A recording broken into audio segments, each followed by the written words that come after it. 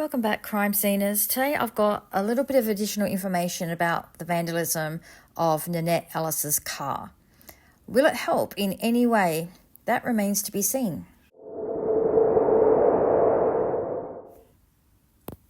There's the disclaimer as usual on the screen right now. Have a bit of a read. Okay, so I got an email about a month ago from a man named Gary. He has given me permission to use his name.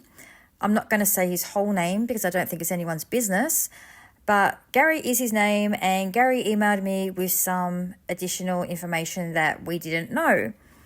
I don't know if it will help, but I try to give out all the information that comes my way in the hope that it will, because if it does turn out to be something vital, then that's great.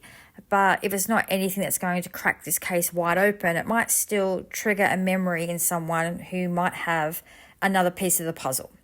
Maybe if we get enough small bits, it will lead to the actual solving of Nanette's murder. And as always, I have to declare that I can't verify any of this, like most of the information I get, mainly because it's so old. But this is Gary's story, told to you as he told it to me. So Gary used to live with his family in the Rutherford Road, Tacoma area until 1972. This is the map I've shown before about where the rock throwing incidents took place. And Gary's family owned the two houses next to each other right here. This is a more detailed version of it. That's Gary's family's houses right there. His mum worked at the newsagents in Belgrave, which was just down the road from the Free Press. Gary thinks it was where the Commonwealth Bank is now, but she actually met Nanette a few times. Gary's mum lived nearby in Belgrave at the time, and Gary was a student living in Melbourne. But his mum told him that someone she knew had had a rock thrown through the windscreen of her car and that it had happened at their old place, and it wasn't the first time. Now that's interesting because it shows that it wasn't just Nanette's immediate circle who knew about what was happening to her. She was obviously telling other people. And I'm saying this because one of the reasons why I've always believed it was someone close to her was because I think it had to be someone who knew about the police escorts, for the sheer reason that the vandalism stopped when the police escorts started. But what if she had told other people? If she was telling them about the vandalism, maybe she told semi-strangers about the police escorts as well. I can't ask Gary's mum because unfortunately she has since passed. So it's one of those things yet again that is like, well, if she did, then this, and if she didn't, then that, which is so frustrating. But Gary said that his mum met her on a few occasions. So I think Gary's mum was more of an acquaintance than a friend, like someone you regularly see in a store that you regularly go into. Now, I'm sure the police told her not to tell anyone about the police escorts, but who knows who she told? If she was telling people outside of her immediate circle, that also widens the field of suspects. I mean, maybe other people that worked at the Free Press were also gossiping about it with other store workers. And if that's the case, that really opens the field of suspects because who knows who was telling who what was going on. I've always sort of thought, well, this one and that one and this one and that one were there, so they knew about the police escorts, like everyone she worked with and everyone who lived in her house, and possibly the neighbours as well. But the boys had friends over that week who all would have known what was going on, and they could have literally told half the school and their parents may have told other people as well.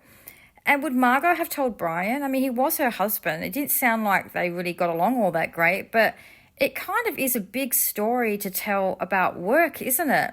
I probably would have mentioned it to my husband just because it was a more interesting than usual part of the workday. The police did go to the office in the vandalism stage, so it's not like this is an everyday thing. Definitely the type of thing people would mention.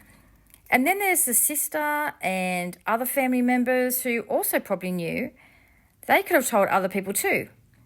So now I've gone from thinking a handful of people knew she was getting police escorts to probably half of Belgrave and Baronia. Oh, and the other office people in Baronia would have probably known too. But back to what I was saying about what Gary was saying. He said that it didn't make sense that the rocks were thrown from there Because if they were on the road side of the fence, someone would have seen them. So that means they would have had to have been on the house side of the fence. And in that case, the person living at the house would have seen them. I just looked at the street view on Google Maps and there are a lot of trees there. I was guessing the trees were there in 1984 because they look quite big. And I think someone could definitely have hidden behind them. But could they have actually targeted Nanette's vehicle? It's one thing to chuck a rock from behind a tree or throw one and jump behind a tree, but it's much harder to do that and actually aim for a particular vehicle. So I contacted Gary again and he said, yes, the trees were there and someone could have hidden behind them. But he said because of the bend there, you wouldn't be able to see who was coming. They would have to jump the wire fence and move onto the embankment to get a look at who was coming, and then you'd definitely be able to see them standing there. So that's really interesting, and I'm pretty convinced now that the original attacks on her car were not targeted. I never thought they were, but I'm almost totally convinced now. I could be wrong, of course, but I have always thought that the damage to her car on the way to work was just random kids. Probably kids. You would think it was kids, but who knows? It might have been an adult. But random anyway. But I do think they gave someone the idea. I think that someone saw how distressed it made Nanette and decided to use it in their own plan. But an interesting thing that Gary said is that his mum told him that she herself had been followed and police were keeping an eye on her as she walked to work, and that they had organised patrols to keep an eye on women in the area.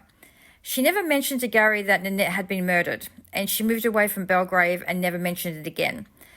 But 2 women were being watched by police as they went to work on the same street. How does this not come up in the inquest? Also, if she was being followed and police were watching her, does this mean it wasn't someone close to Nanette? What was going on in Belgrave in 1984?